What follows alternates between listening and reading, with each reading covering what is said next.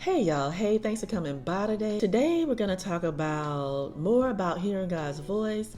So let's get right into it. It's some trickery going on in these 2024 streets. There's some trickery going on in these 2024 streets. What I want to say first is don't let nobody scripture whip you, y'all. Don't let nobody berate you with scripture to manipulate you and control you and bend you to their will. What I want to say is true people of God, they use scripture to edify, which means to instruct morally or in how to think about that, which leads to instruct morally or intellectually. Okay. And most of the times they do it in love. It's supposed to be done in love. So if you find someone trying to berate you or trying to make you feel bad, or try to get you to feel bad about yourself or to get you to do something you want to do, you want to back up from that. That ain't good work right there. That ain't good work. What you want to do, if you're interested in when somebody hits you with a scripture on how to better your life or whatever they're trying to do, you can look up that scripture yourself, read it to get the context, go to God about it, ask him for the wisdom to be able to apply that scripture in the correct way in your life, and then do what you can, do the best you can. Now, some people may say, well, I do that and I don't hear from God, but I still would suggest you do it and then ask for God to also open up your awareness to be able to hear from him. Because I know when I heard that scripture, when they were using by toxic individual, I'll say I think I was just thinking about hearing God audibly. I wasn't really aware of the way God can speak to us in different ways. I might have read about things that happen in the Bible, but it just probably seemed far from what could happen to me, in my everyday life. Yeah, so go ahead, ask God. And let me give you an example of, this is just one example now. I got a few. I think I got a few in there.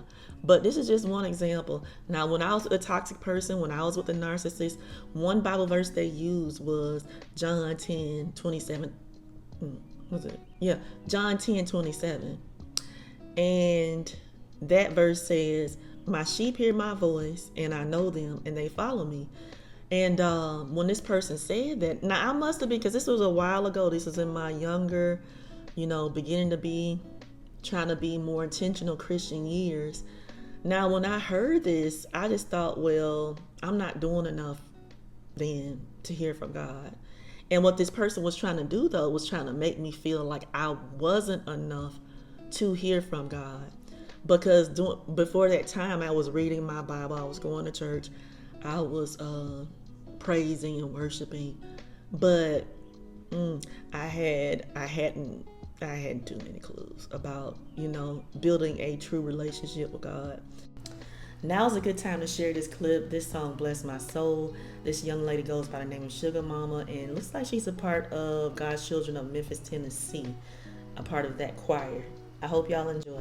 Y'all, I wanted to put the video in here, and I had it in here, but I was doing some more research on copyright, and just to make sure I do things right, I just went ahead and put the picture in here, and I'm going to put the link in the description so you can check out the performance. It was a excellent performance, and the things she talked about, for me being a survivor of narcissistic abuse, when she talked about when your mama can't do it, and she said when all your friends are gone, and it just blessed me. I hope you guys check out the performance. So getting back to that scripture, when it comes to God, to hearing God's voice, I've started to hear God better when I did certain things. And it's kind of like some things to clear up the clutter, So the first and foremost is get from around the toxic people. Get from around the toxic people. Get from around the toxic people. Okay, that's what I would suggest first. And that's what I did. I do praise and worship. I read the Bible. I got rebaptized. I gave my life to Christ again.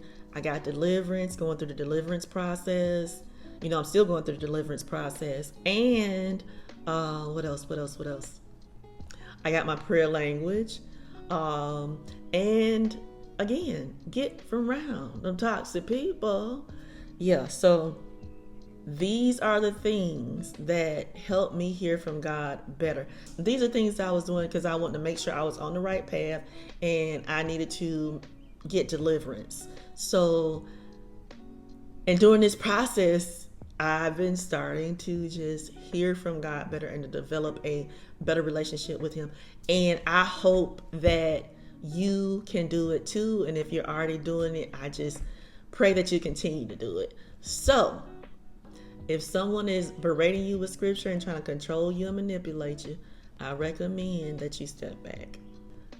You can read the scripture for yourself, go to God. You can even get a Christian life coach that may have gone through what you're going through, or just understand that part of the Bible better.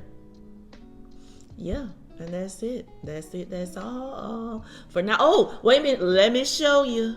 The look. This is the look at here section. Look at here.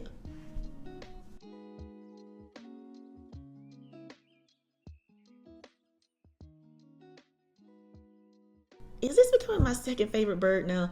My first one right now is a great blue heron, but this bird is beautiful. It's called the sandhill crane, and these two birds, they're about 4 feet tall, and they have no cares in the world, and they're just beautiful. Yeah.